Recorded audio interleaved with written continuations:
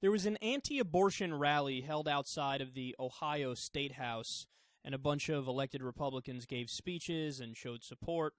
So Right Wing Watch managed to find this gem from State Representative Matt Lynch.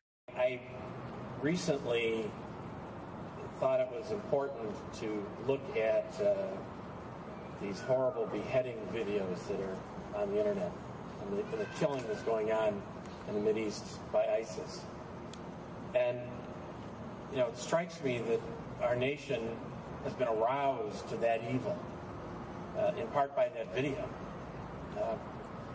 But I've also seen these horrible abortion videos. They're not dissimilar. And it was immediately what struck me was the evil of death, of murder, being brought to an innocent life. And as a nation, as we're aroused literally to move heaven and earth to combat this evil on the other side of the world, somehow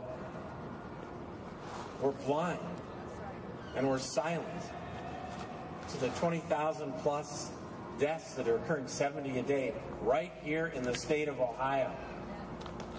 And we have to have the courage to understand that the moral fight against evil in the Mideast is no different than the moral fight against evil right here in the state of Ohio. And that evil is abortion. Abortion is the same as ISIS.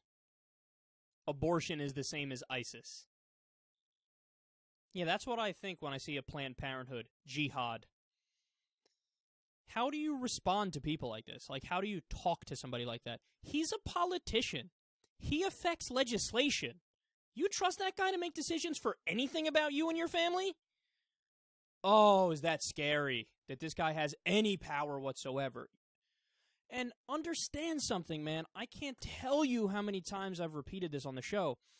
I'm not some sort of die-hard doctrinaire liberal on the issue of abortion. I'm very moderate on the issue, okay? There is a point where you draw the line, and then you have few exceptions after that line.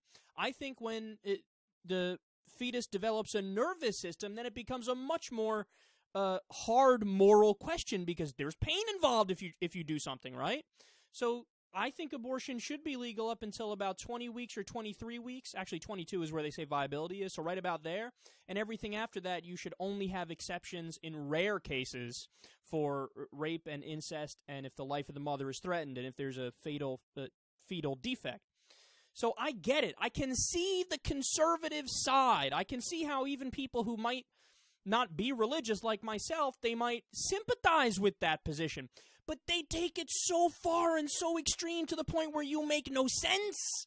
You don't make any sense when you say abortion equals ISIS. I mean, that's like, so what do you do realize that 90% of abortions happen before 12 weeks, right? You do realize that. And before 12 weeks, what are we dealing with? We're dealing with gametes and zygotes and embryos and pregestation fetuses. So we're talking about a fundamentally different thing in that time span, okay? I mean, that's like saying taking the morning after pill is, oh, you're equal to ISIS if you take the Plan B. I mean, it just is what it is. I mean, there's an old Bill Maher joke, and it sticks with me to this day because it resonates as so true, that the Republicans believe, and conservatives just like this, believe that the second you're done having sex, there's 3 people in the room. The second you're done having sex. And they have all the rights. They have, you know, right to bear arms, right to freedom of speech.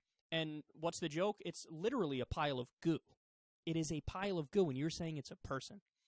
But that's clearly not true. It's not logical. It's not rational. We can look at what a human being is, and we can look at what a pile of sex fluid is. Sorry to be super gross about it, but I'm trying to illustrate a point here. That when you make comparisons between some of the worst terrorists that ever walked the face of this fucking planet and something that's purely a woman's choice, especially that early on, right?